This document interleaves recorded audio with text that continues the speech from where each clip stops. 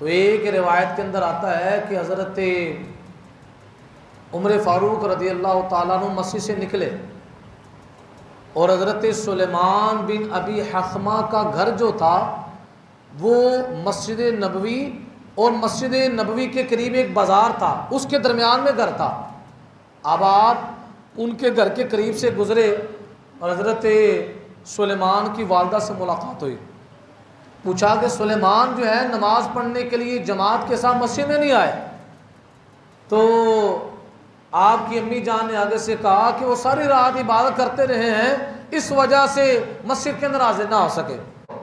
अब जो बंदा उस फरीज़े को अदा करता है तो उसने कितना बड़ा काम किया, अपने अल्लाह के हुक्म को माना।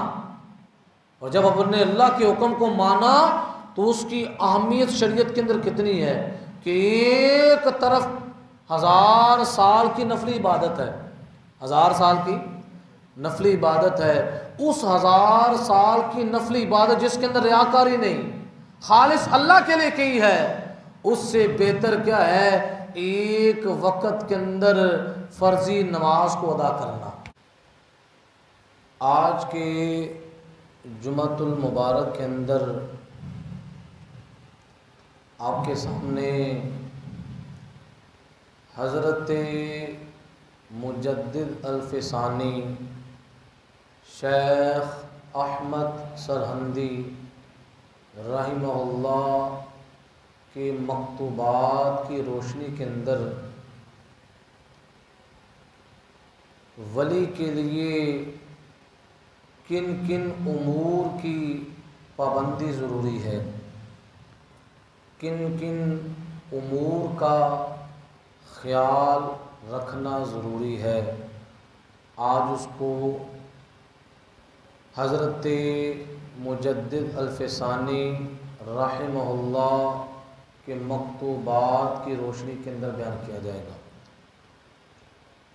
तो हमारी गुफ्तगू का फिर मौजू ये हुआ तालीमात मुजद्दिद अल्फ़सानी रहमहुल्लाह। ये मकतूब नंबर 29 है। हज़रत मुजद्दिद अल्फ़सानी रहमहुल्लाह आपकी जो मकतूबात हैं इसके अंदर शरीयत भी है, इसके अंदर तरीक़त भी है और इसके अंदर हकीकत भी है। अहले शरा अगर शरीयत का मुताला करना चाहें, शरीयत के असरार और रमूज़ को जानना चाहें तो वो मकतूबात का मुताला कर सकते हैं। इसी तरह अहले तरीक़त अगर वो अपनी रूहानी तस्कीन चाहें, रूहानी लज्जत महसूस करना चाहें तो वो भी हज़रत मुजद्दिद अल्फ़सानी रहमहुल्लाह के मकतूबात को पढ़कर अपनी रूहानी लज्जत को महसूस कर सकते हैं। इसी तरह अहले हकीकत के लिए भी ये ऐसी जामे आपके मकतूबात हैं कि जो अहले शरा की भी रहनुमाई करते हैं, अहले तरीक़त की भी रहनुमाई करते हैं और अहले हकीकत की भी रहनुमाई करते हैं।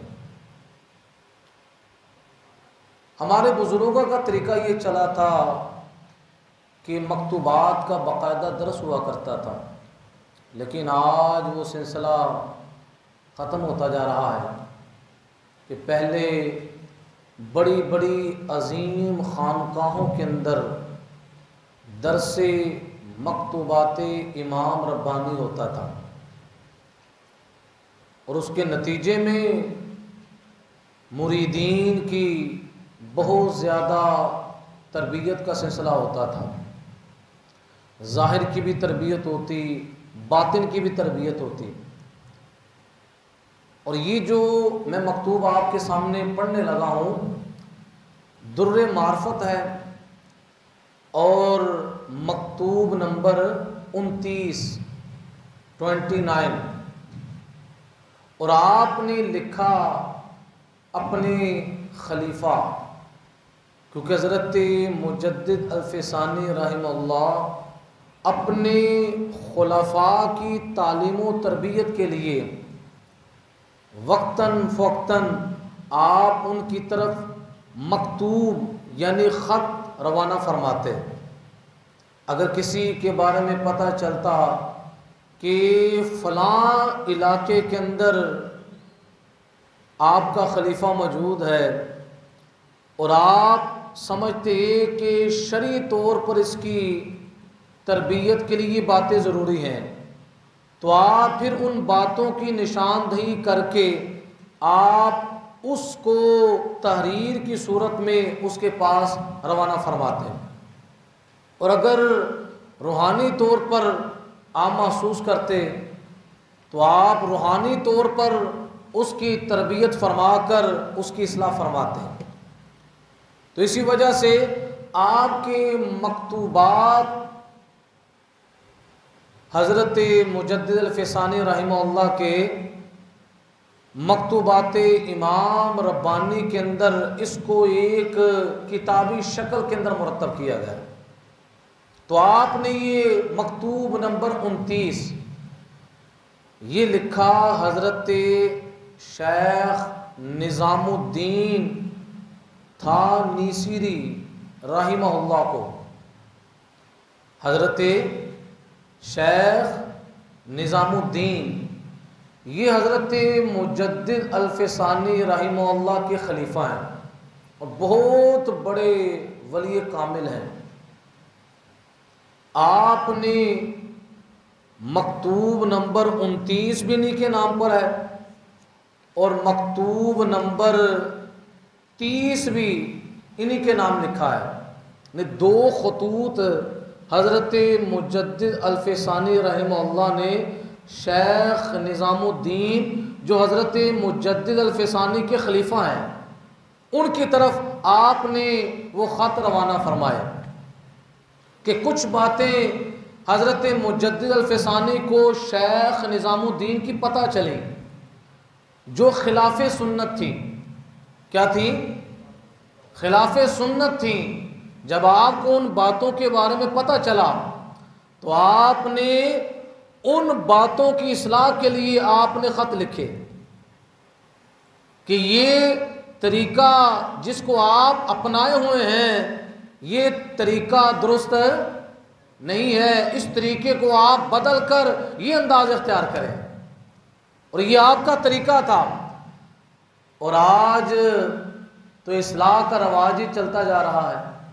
किसी को समझाएं तो वो गले पड़ता है कि तुम कौन हो मुझे समझाने वाले।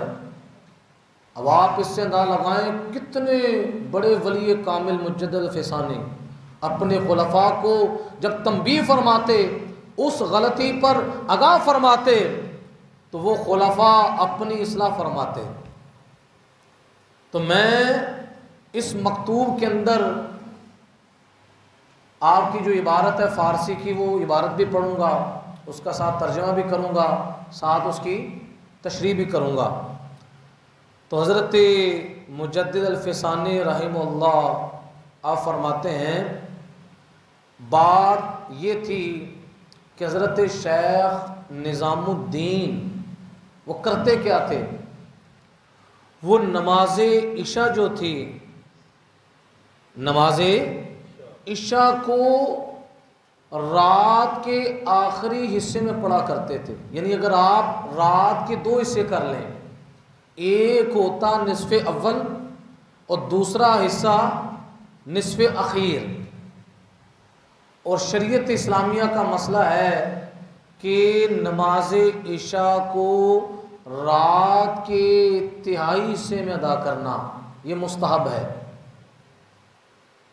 और निस्फ़े अव्वल तक अदा करना जायज़ है। लेकिन जब रात का दूसरा निसफ शुरू हो जाए, रात का दूसरा निसफ शुरू हो जाए तो नमाज ईशा को उस वक़्त के अंदर पढ़ना मकरूह तहरीमी है। ये मसला है शरीयत का। मसलन आप ये अंदाज़ा लगाएं कि बिल फ़र्ज़ 7 घंटे की रात है। कितने घंटे की? आप ये फ़र्ज़ कर लें। अब 7 घंटे हुए, इसके 2 हिस्से करें, कितने बन गए? 3.5 घंटे। 3.5 घंटे पहले, 3.5 घंटे बाद। अब जो 3.5 घंटे बाद वाले हैं उसके अंदर नमाज इशा को पढ़ना मकरूह तारीमी है। पढ़ना क्या है? यानी इतना लेट नमाज इशा को कर देना। अब हज़रत मुजद्दिद अल-फ़सानी के जो खलीफा हैं शेख निज़ामुद्दीन, वो रात का जो निस्फ़े अखीर है उसके अंदर नमाज इशा पढ़ते। और क्यों पढ़ते? इस वजह से पढ़ते कि उस हिस्से में नमाज तहज्जुद में मैं पढ़ लूँगा, ताकि नमाज तहज्जुद की भी रूटीन बन जाएगी। क्योंकि नमाज इशा का पढ़ना फ़र्ज़ है, तो दिल के अंदर ये तमा थी कि नमाज इशा के साथ मेरी तहज्जुद की नमाज भी यकीनी हो जाएगी। तो ये अच्छी नीयत थी ना, कोई बुरी नीयत तो नहीं ना थी। मकसद ये था नमाज इशा को लेट करने का, ताकि उसके साथ नमाज तहज्जुद भी मैं पढ़ लूँगा। तो इस तरीके पर हज़रत मुजद्दिद अल-फ़सानी आगाह हुए, तो आपने अपने खलीफा हज़रत शेख निज़ामुद्दीन की इस्लाह करते हुए इस अमल से मना फरमाया, इस अमल से। और इतने प्यारे अंदाज से आपकी इस्लाह फरमाई कि आप सुने और यकीन करें, इस मकतूब के अंदर हमारी इतनी रहनुमाई है हमारे मुआशरे की कि आप सुनेंगे और आप हैरान हो जाएंगे कि हम किस तरफ जा रहे हैं। एक तरफ शरीयत व तरीक़त का रास्ता है और दूसरी तरफ हमारे मुआशरे के रस्म व रवाज हैं। अब होता क्या है, हम मुआशरे के रस्म व रवाज को आगे कर देते हैं और शरीयत व तरीक़त के रस्म व रवाज को छोड़ देते हैं। तो हज़रत मुजद्दिद अल-फ़सानी फरमाते हैं, मुक़र्रिबात अमाल या फ़राइज़ अन या नवाफिल। आप फरमाते हैं अल्लाह ताला का कुर्ब देने वाले जो अमाल हैं, जिससे बंदा अल्लाह के करीब होता है, अल्लाह के नज़दीक होता है, वो काम 2 तरह के हैं। कितने तरह के हैं? आप फरमाते हैं या वो काम फ़राइज़ हैं या वो काम नवाफिल हैं। या तो बंदा फ़राइज़ के साथ अल्लाह का कुर्ब हासिल करता है, या बंदा नवाफिल की अदायगी के साथ अल्लाह का कुर्ब हासिल करता है। तो आप ये नसीहत किसको फरमा रहे हैं? शेख निज़ामुद्दीन को फरमा रहे हैं कि जिससे बंदे को अल्लाह का कुर्ब हासिल होता है वो कितनी चीज़ें हैं? 2 चीज़ें हैं, या तो फ़राइज़ की सूरत में है या नवाफिल की सूरत में है। और आपने आगे बहुत प्यारा उसूल बयान फरमाया, और ये उसूल हमारे लिए भी रहनुमाई है। की तो बात आपने शेख निज़ामुद्दीन को थी, लेकिन उनकी बरकत से ये उसूल क़यामत तक के लिए हुजूर के ग़ुलामों को हासिल हो गया। आपने क्या उसूल बयान फरमाया? आप फरमाते हैं नवाफिल रा दर जंबे फ़राइज़ हेज एतबार नेस्त। आप फरमाते हैं नवाफिल जो फ़राइज़ के मुकाबले में आ जाएं, किसके मुकाबले में आ जाएं, तो उन नवाफिल की कोई हैसियत नहीं। मसलन अगर बंदा नफल को अदा करता है तो बंदे का फ़र्ज रह जाता है। तो ये शरीयत का उसूल है, ऐसे नफल की शरीयत के अंदर कोई हैसियत, बल्कि नफल को ना अपनाए, फ़र्ज की अदायगी की तरफ जाए। मसलन बंदा सारी रात इबादत करता रहे, इस इबादत की वजह से उसकी फ़जर की नमाज रह जाए, उसकी तो ऐसे नफल की शरीयत के अंदर गुंजाइश है? ऐसे नफल की बजाय, ऐसी नफली इबादत की बजाय उसके लिए बेहतर था कि रात को सो जाता। रात को आज हमारे मुआशरे के अंदर होता है ना, लोग प्रोग्राम करते हैं, चाहे दीनी प्रोग्राम हो चाहे दुनियावी हो, करते रहते हैं, और जब नमाजों का वक़्त आता है तो नमाजों का एहतमाम ही नहीं होता और जाकर घरों में सो जाते हैं। तो आपने शेख निज़ामुद्दीन को एक उसूल बयान फरमाया कि जो नफली इबादत किसके मुकाबले में आ जाए? फ़राइज़ के मुकाबले में आ जाए। मुकाबले में आने का मतलब यह है कि जिस नफली इबादत की वजह से फ़र्ज रह जाए, ऐसी नफली इबादत की शरीयत के अंदर कोई गुंजाइश नहीं है। अब आपने आगे बहुत गहरी बात फरमाई। आप फरमाते हैं अदाए फ़र्ज़े अज़ फ़राइज़ दर वक्ते अज़ औकात बा अज़ अदाए नवाफिले हज़ार सालास्त।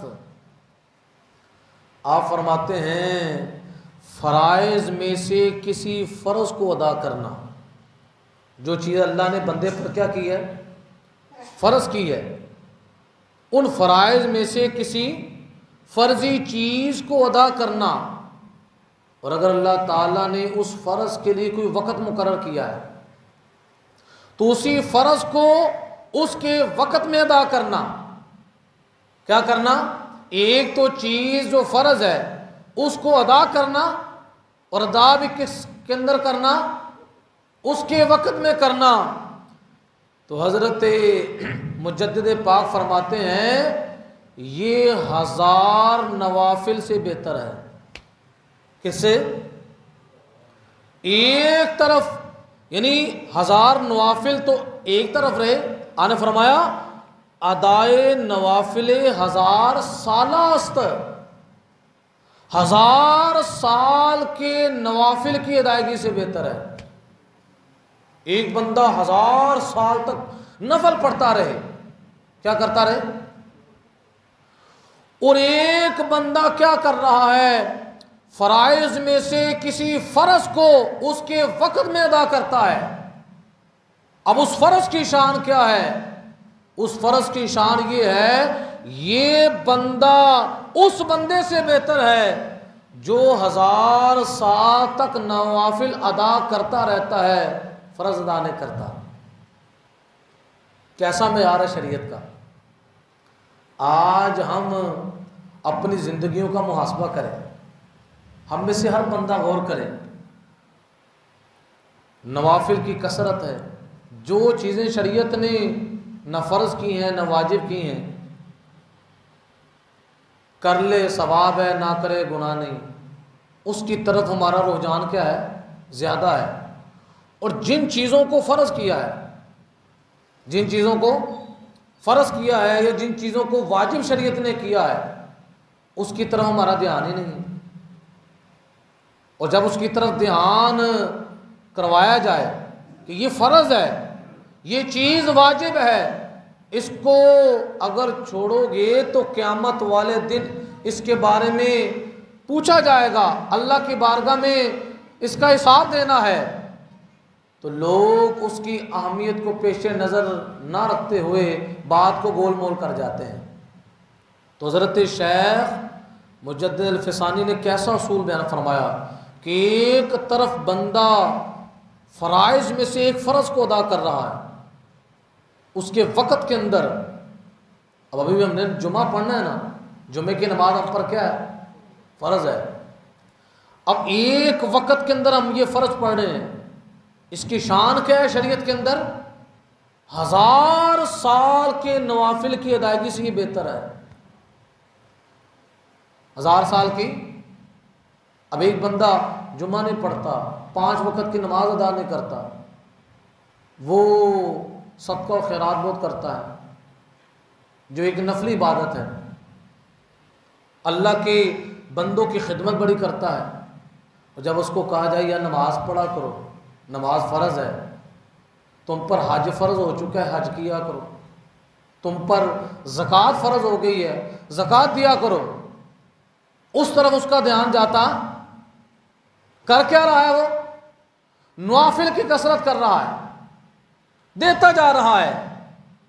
अब उसके देने से बेहतर क्या है कि जो चीज़ अल्लाह और उसके रसूल ने उस पर क्या की है, फ़र्ज़ की है, जो चीज़ वाजिब की है, उसका वो एहतमाम करता, उसका क्या करता।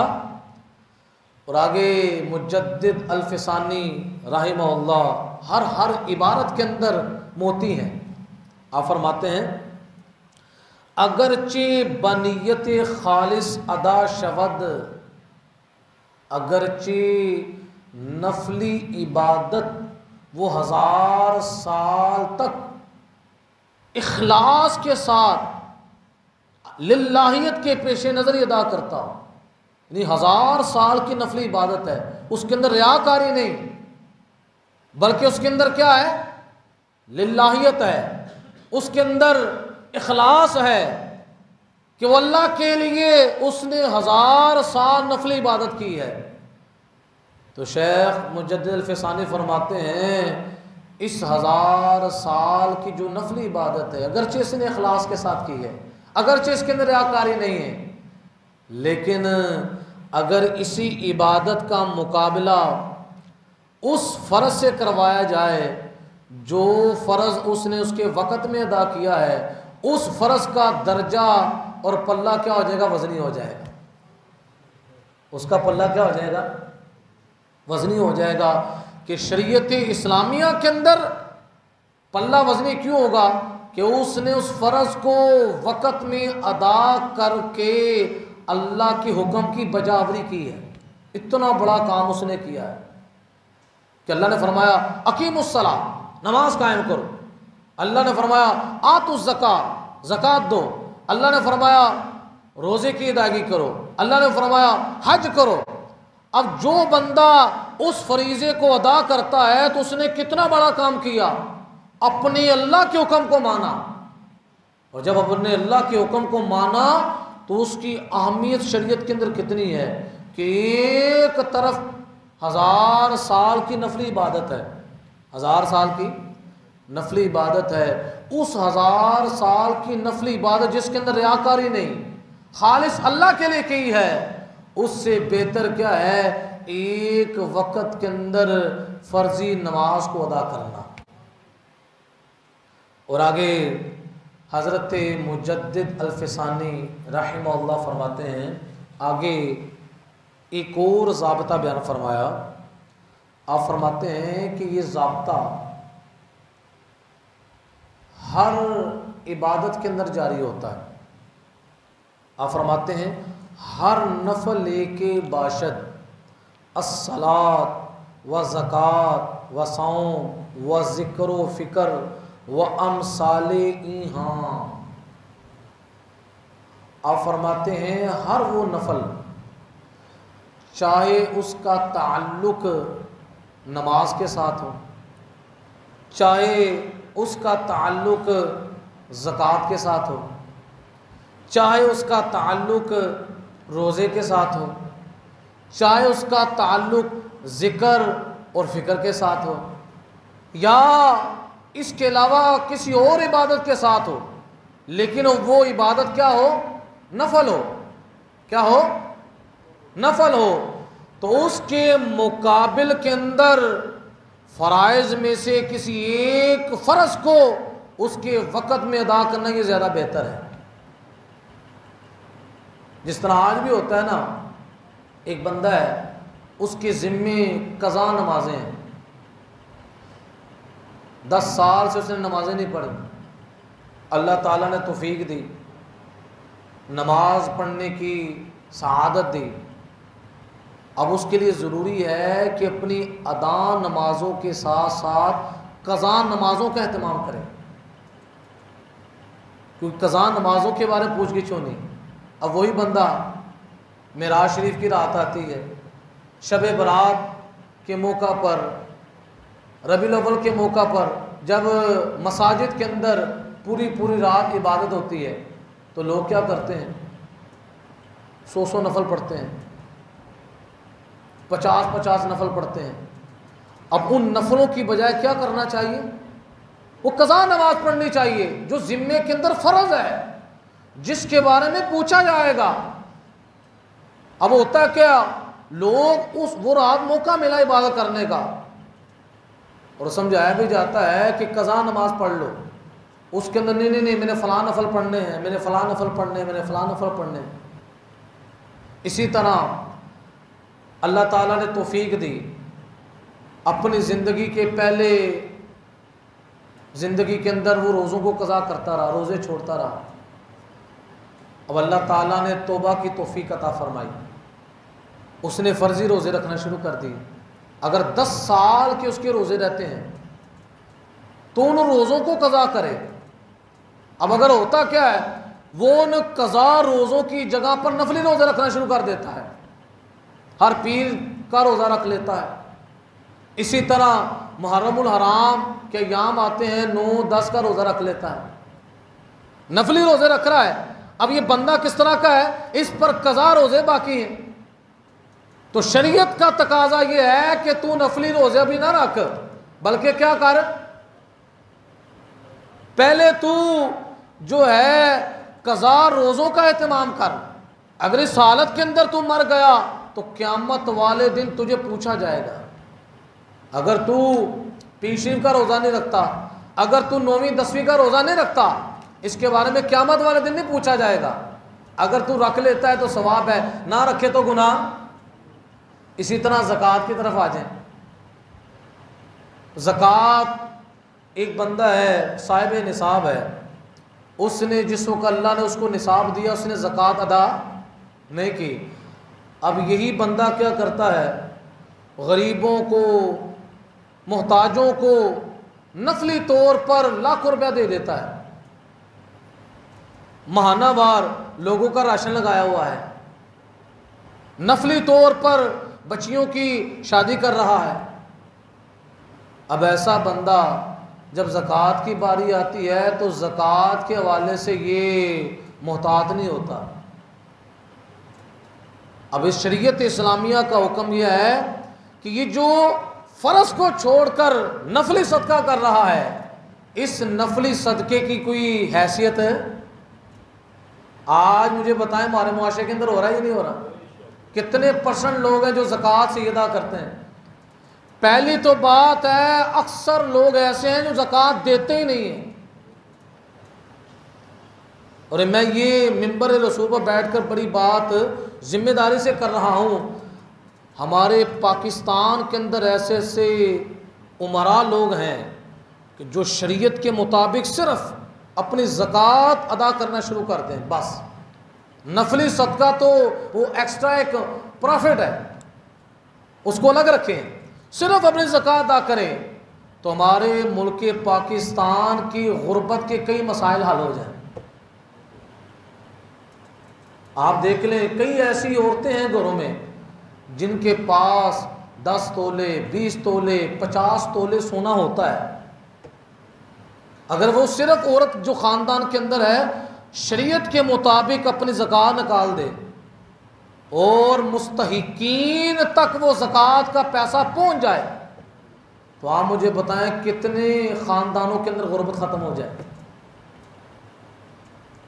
पहला तो यह है कि लोग ज़कात अदा करते ही नहीं हैं, और अगर थोड़ा बहुत खौफ आ भी जाए, यार ज़कात मुझे देनी चाहिए, तो पूरी नहीं निकालते।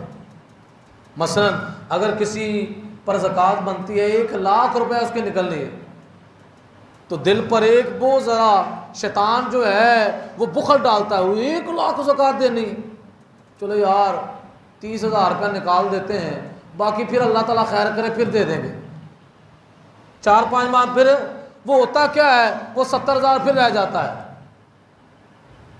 और अगर शरीयत के मुताबिक अपनी ज़कात को जितनी बनती है वो निकालें, तो हमारे मुल्क पाकिस्तान के कई मसाइल हल हो सकते हैं। इसी वजह से शरीयत ने ये पूरा एक शोबा रखा है। क्या रखा है? एक तो ज़कात लोग निकालते नहीं हैं, और दूसरी परेशानी है कि मुस्तहिकीन तक पहुंचती भी नहीं है। आज हमारा मुआशरा इतना अजीब से अजीब तर होता जा रहा है, पता नहीं चलता कि मुस्तहिक कौन है। इतने हालात बिगड़ चुके हैं कि इस्लाम तो इतना प्यारा दीन है, वो तो ये कहता है कि बगैर ज़रूरत के किसी से सवाल भी ना करो। अगर तुम्हारे पास एक वक्त का टाइम का खाना है तो खाने के लिए किसी से सवाल है। अब यहाँ तो हालात इतने अजीब हो गए हैं, सैलाब ज़दगान जो लोग हैं, जितने भी पेशावर गदागर हैं, उन्होंने उन इलाकों का रुख कर लिया और इमदाद के लिए जो लोग वहाँ पर सामान लेकर जाते हैं, लोगों को क्या पता कौन लोग हैं, वो पहले वहाँ पर पहुँचे होते हैं और क्या कर रहे हैं, बाकायदा माल खर्च करके लोड करके अपने अपने इलाकों के अंदर मुंतकिल कर रहे हैं। कितना ज़मीर मर चुका है। और कई ये भी इतलात मिली है कि ट्रक ही लूट लेते हैं। ये इस्लाम है? और इस्लाम तो इतना प्यारा दीन है कि मेरे आका इस्लाम ने फरमाया मुसलमान की मिसाल तो एक जिस्म जैसी है। अगर उस जिस्म में से एक उज़्व दर्दमंद होता है तो सारे आज़ाद दर्द को महसूस करते हैं। इसकी बुनियादी वजह क्या है? इसकी बुनियादी वजह यह है, आज हम कुरान और सुन्नत की तालीमात से दूर हो गए। अगर हम कुरान और सुन्नत की तालीमात को पढ़ते सुनते तो ये दिन हमें देखना नसीब ना होते। तो हज़रत शेख मुजद्दिद अल-फ़सानी फरमाते हैं, आपने जो ज़ाब्ता बयान फरमाया, आप फरमाते हैं किसी फ़र्ज़ को उसके वक़्त में अदा करना, इसकी अल्लाह की बारगाह में ये हैसियत है कि एक तरफ बंदा 1000 साल तक नफली इबादत करता रहता है। 1000 साल की नफली इबादत से बेहतर ये है कि एक फ़र्ज़ को उसके वक़्त में अदा कर लेना। तो आप ये नसीहत कर रहे हैं अपने खलीफा को, और आगे बड़ी प्यारी बात फरमाते हैं, सारा मकतूब भी प्यारा है। आप फरमाते हैं बल गोयम के रियायत सुन्नते अज सुनन व अदब अज आदाब दरहीन अदाए फ़राइज़ नीज़ हमी हुक्म दारद।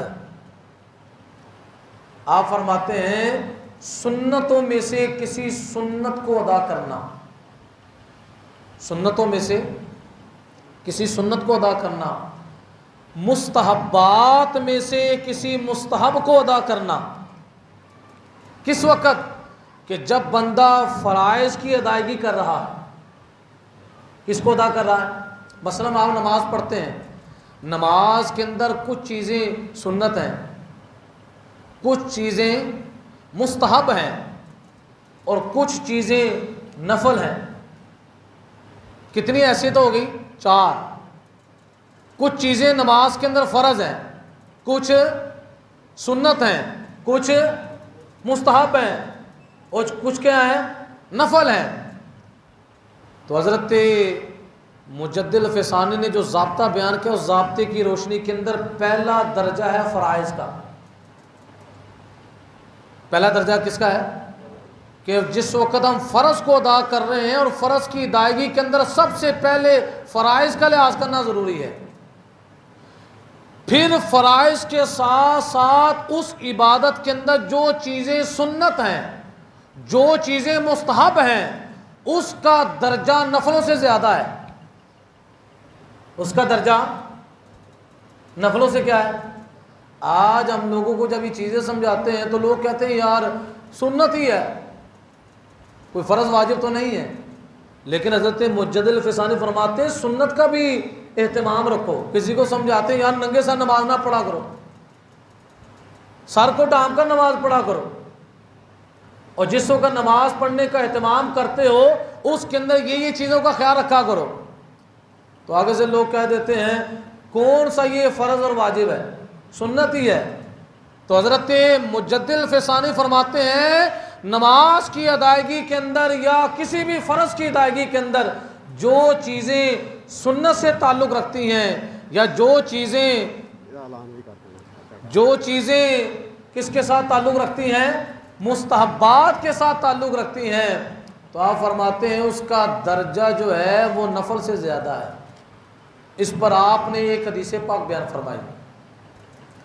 आप फरमाते हैं वह मनकूलस के रोज़े अमीरुल मोमिनीन हज़रत फ़ारूक रदी अल्लाह ताला अन्हो नमाज़े बअमदादे ऊरा बजमाअत गुजार दंद।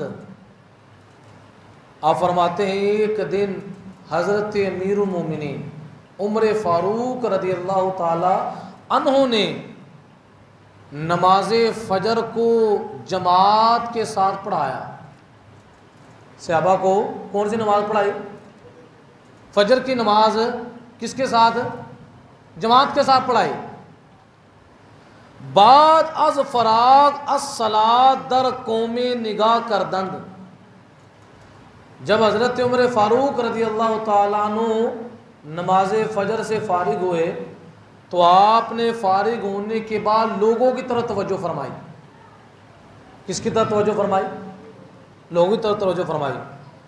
शख्स से रा असहाबे खुद दरा वक्त नयाफ्तंद। जब आपने लोगों की तरफ तवज्जो फरमाई तो आपने देखा कि एक शख्स जो है नमाज फ़जर के अंदर गैर हाजिर है। एक शख्स नमाज फ़जर के अंदर क्या है? वो कौन थे? हज़रत सुलेमान रज़ी अल्लाह ताला अन्हु सहाबी रसूल हैं, सुलेमान बिन अबी हख्मा रज़ी अल्लाह ताला अन्हु, वो मौजूद नहीं थे। हज़रत उमर फ़ारूक ने क्या फरमाया? फरमूदंद के फुलाने बाजमात हाजिर न शुद। आपने हाजरीन से पूछा कि वो फलां शख्स कौन? सुलेमान बिन अबी हख्मा, वो नमाज फ़जर के लिए जमात के अंदर हाजिर क्यों नहीं हुआ? आपने लोगों से पूछा। हाजिरां अर्ज करदंद, जो हाजरीन थे मस्जिद के अंदर मौजूद थे, उन्होंने अर्ज़ की कि वो अक्सर शब बेदार मी बाशद। क्या अमीरुल मोमिनीन हज़रत सुलेमान बिन अबी हख्मा जो है अक्सर रात वो शब बेदारी करते हैं। क्या करते हैं? शब बेदारी करते हैं, रात को इबादत करते हैं, उनका मामूल है। यहतमिल के दरी वक्त खाबश बुर्दा बाशद, मुमकिन है कि इस वक्त वो आराम कर रहे हों, पूरी रात इबादत की हो और नमाज पढ़ने के लिए जमात में नींद की वजह से हाजिर ना हुए और घर में ही नमाज पढ़कर घर में सो गए हों। अब किया क्या? सारी रात इबादत की। क्या की? ऊंची बात से तो बोलें। सारी रात इबादत की। कौन सी इबादत की? नफली, जो फ़र्ज़ वाजिब नहीं थी। सारी रात इबादत की और जमात के साथ मस्जिद के अंदर हाजिर ना हो सके तो हज़रत उमर फ़ारूक रज़ी अल्लाह ताला अन्हु ने क्या फरमाया? आने फरमाया फरमूदन कि अगर तमाम शब ख्वाब मी करद, अगर पूरी रात सुलेमान आराम करते। क्या करते? आराम करते। व नमाजे बाइमदाद रा बा जमात मी गुजारंद बेहतर मी बूद। आप फरमाते सारी रात अगर सुलेमान आराम करते और सुबह की नमाज फजर की जमात के साथ पढ़ने के लिए मस्जिद में आते तो ये सारी रात की इबादत से बेहतर होता। सारी रात की, आज होता क्या है? सारी रात महफिल होती है। और ये बात याद रखें, किसी के दिल में ये ख्याल ना आए कि महफिलों के ख़िलाफ़ हो रहे हैं। महफिलें करना हम सुन्नियों की अलामत है जिसके अंदर रसूलुल्लाह का जिक्र बयान किया जाता है, हुजूर की शानों के बयान होते हैं, हुजूर अलैहिस्सलाम की शान पर मुश्तमिल नातिया शार पढ़े जाते हैं, लेकिन ये मकसद नहीं कि एक तरफ हम ज़िक्र रसूल करते रहें और दूसरी तरफ जो निज़ाम मुस्तफ़ा है, जो हमें आका निज़ाम दे कर गए हैं, उस निज़ाम को छोड़ दें। क्या ख्याल है, ये मुनासिब है?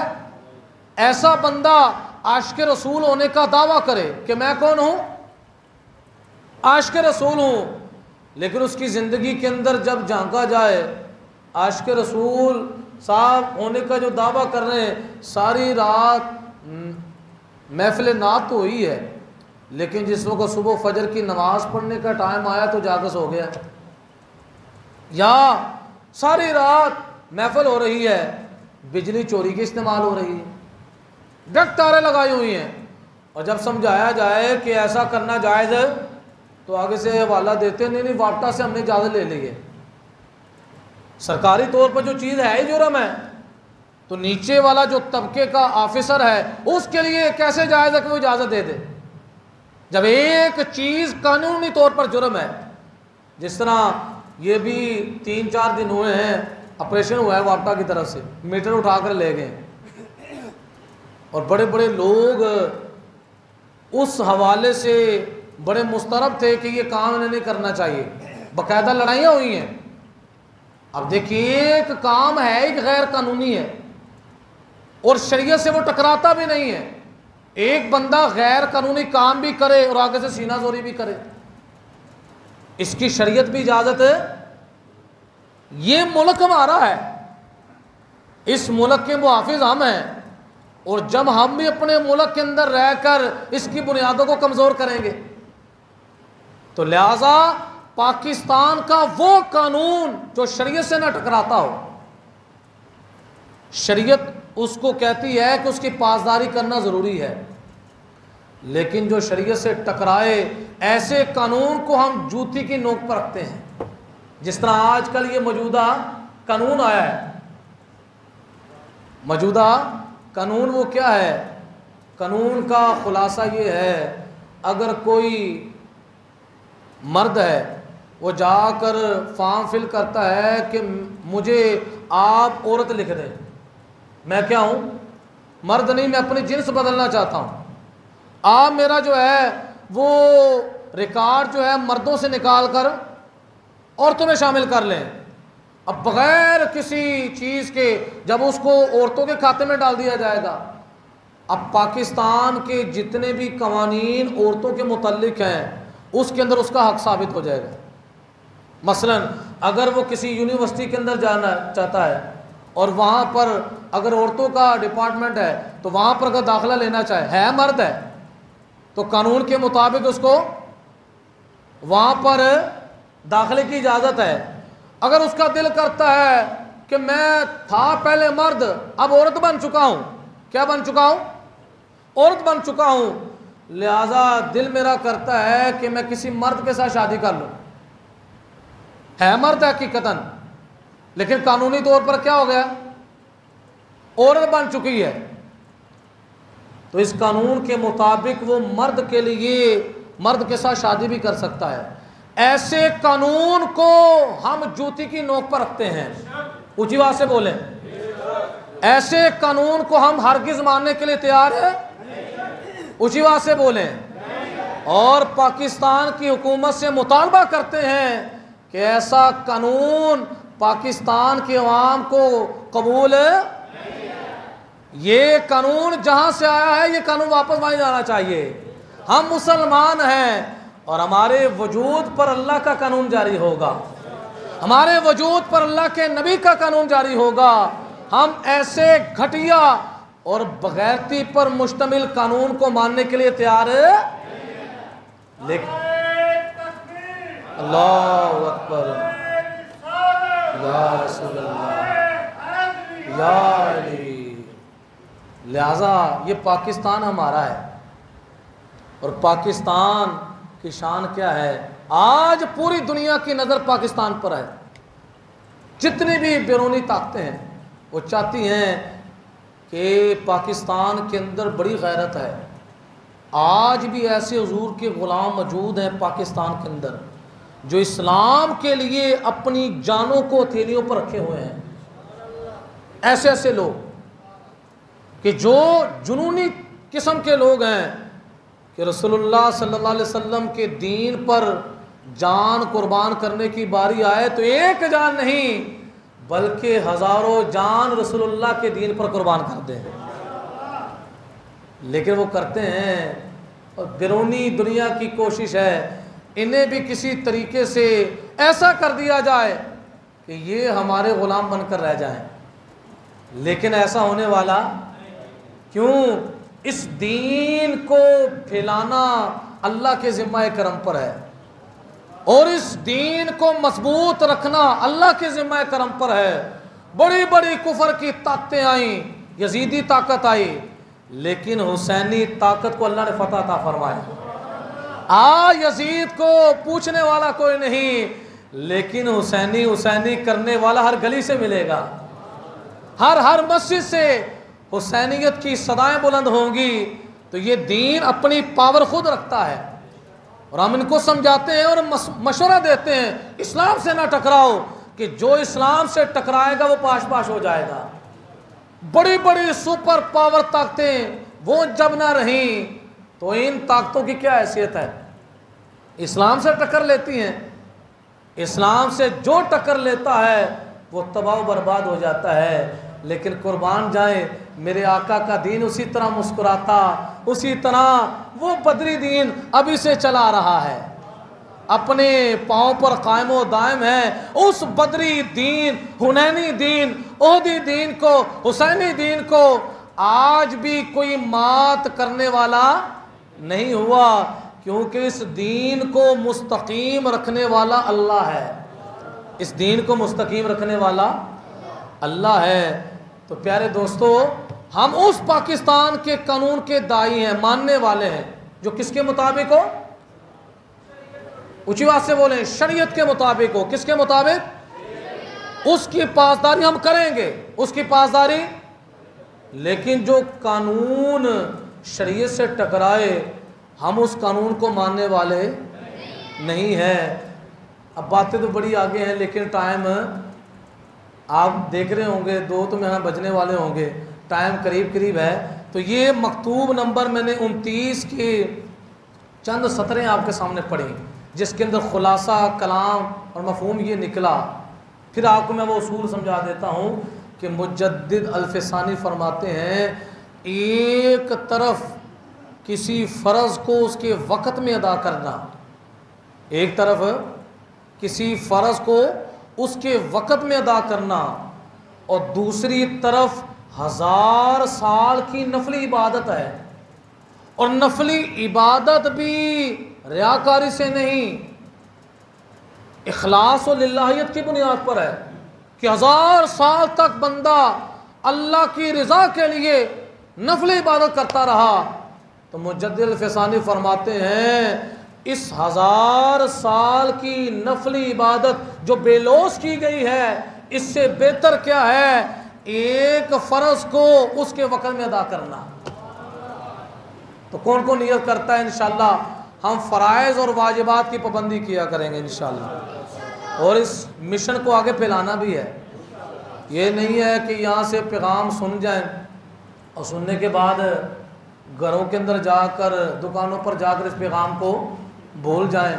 ऐसा हमने करना, हमने इंशाअल्लाह फ़राइज़ वाजिबात की पाबंदी करनी, इंशाअल्लाह ख़ुद भी पाबंदी करनी है, दोस्तों को दावत भी देनी है। और ये मेरे सामने जो है ये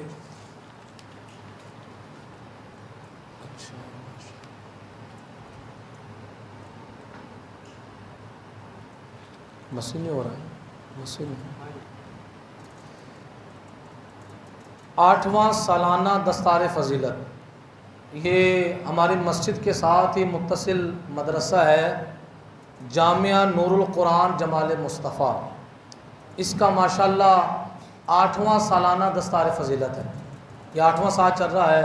हर साल माशाल्लाह बच्चे और बच्चियाँ कुरान और सुन्नत की तालीम पढ़ कर फ़ारिग होते हैं। तो उनके लिए दस्तार फ़जीलत का अहतमाम है, जिसके अंदर बड़े बड़े उलमा तशरीफ़ ला रहे हैं। डॉक्टर मोहम्मद राग़िब हुसैन नेमी साहब भी तशरीफ़ लाएँगे, पीर मिस्किन शाह बुखारी, और इसके अलावा दीगर उलमा किराम तशरीफ़ लाएँगे। आप तमाम दोस्तों को दावत है 25 सितंबर बरोज़ इतवार, और डॉक्टर मोहम्मद राग़िब हुसैन नेमी साहब का बयान पूरे 11 बजे शुरू हो जाएगा। तो ये तकरीबन में यहाँ से 9 बजे प्रोग्राम शुरू होना है, सुबह 9 बजे शुरू होगा, और उम्मीद है कि ये ज़ोहर तक मुकम्मल हो जाएगा। आप तमाम दोस्तों को दावत है कि आप इस प्रोग्राम के अंदर शिरकत फरमाकर स्वाब दरन हासिल करें। वाखिर दावाना अनिल हम्दुलिल्लाहि रब्बिल आलमीन।